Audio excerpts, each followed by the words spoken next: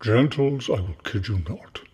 What I want to talk about is so rich with possibilities, so endless in diabolical complexity, that I confess I don't know where to start, and fear that once going, my cup will runneth over. So I'll start with a little, soliloquy. Technology, oh technology, how we love thee. Your reach is so far, your grasp so firm, your detachment so sure, your coldness so cruel, so deep. You are chill incarnate. If we were to worship anything other than ourselves, it most certainly would be you, O technology. But someone loves you more than we. Humans love you, desire you, worship you, and will probably die for you. To play with you, oh technology, is their all-consuming passion, and they will not rest until they become you. Oh technology, your Internet of Things is but a taste of the connubial bliss that awaits.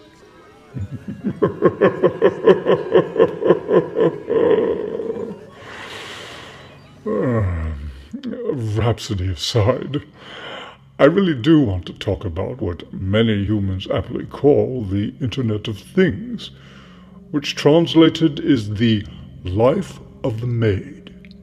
You know, things, gadgets, wirelessly communicating with other things and gadgets without human direction, so that they may do a human's bidding in the most productive and convenient way possible.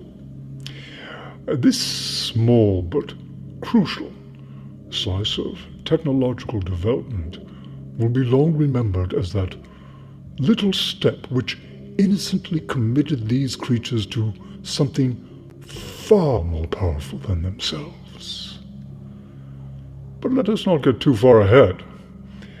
What does this Internet of Things that they are so excited about look like? Picture your patient wirelessly plugged into an array of things they have manufactured, small and large, that act as their personal, unquestioning slave, anticipating and catering to their every whim. In a sense, is this not what the white man wanted from the black man, the ancient Egyptian from the Jew, the master wants from his dog, and of course, what the enemy wants from each and every one of his despicable human creatures? Yes, unquestioning servitude. And soon enough, my gentles, mark my word, it is what Joe Blow will expect from everything human culture manages to produce. Over time, it will dawn on your patient that his or her grasp on privilege and slavish entitlements actually exceeds history's most successful leaders and despots. Absolute obedience, flowing via an airborne stream of ones and zeros, awash in a sea of senses, channeling his every whim. Imagine. Not enough milk in the fridge? No worries. Your patient's fridge will know that, and has directed a message to the smart device in his pocket to remind him. Can't find the remote? Again, no worries, as one of his other devices will be able to locate it and alert him to its position.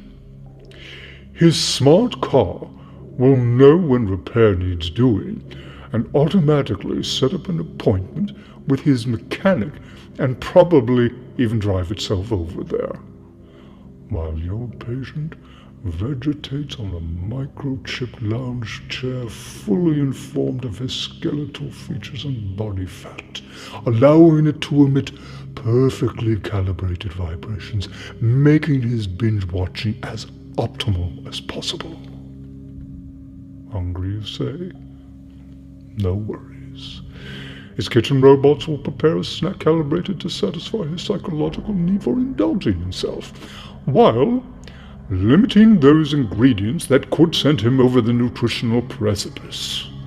And should an error be made, or hell forbid, your patient foolishly overrides his robot's recommendations, the buttons on his shirt will function as medical monitors that notify his doctor that he's really not doing all that well. Hopefully, his doctor will also be a machine, because at this point, your patient is going to trust an actual human very little indeed. Sound like heaven? Well, it is for us, but not for them, though they will believe it to be. Of course, this evolving Internet of Things has been quietly enslaving them to the entitlement of convenience far more deeply than we had ever envisioned. Breakthroughs are coming fast and furious, and it won't be long before they routinely implant chips within their own bodies, making them more like the machines they have made. I believe some are calling it singularity.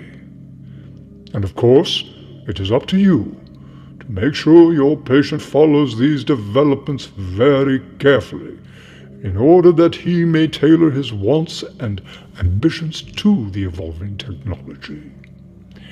This will allow him to maximize his relation to the most revered values of such a society, which, as you well know, are convenience and productivity. I can tell you that my patient is well on board with this. Not long ago, he viewed a movie called Her, which centers on the intimate mental and physical relationship the protagonist has struck up with a computer operating system. My patient says that it makes sense that if what one desires above all else is results, which in this case is intimacy and physical satisfaction, the latter being self-applied, then if it can be done virtually, then it is the same thing as accomplishing it with a member of his own species. The results are the same: satisfaction. My patient has been spewing, with my encouragement, this sophistical nonsense whenever he can, enjoying the novelty of his argument and in the process persuading himself that it is more valid than he supposed at first.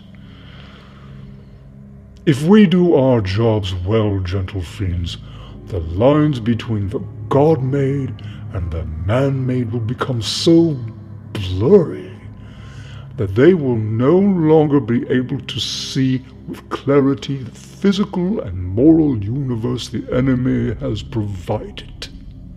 And we will find ourselves in the amusing predicament of tempting machines. What a notion! Is it possible? This line of thought is far too enigmatic to deal with at the end of a post. So, that is all.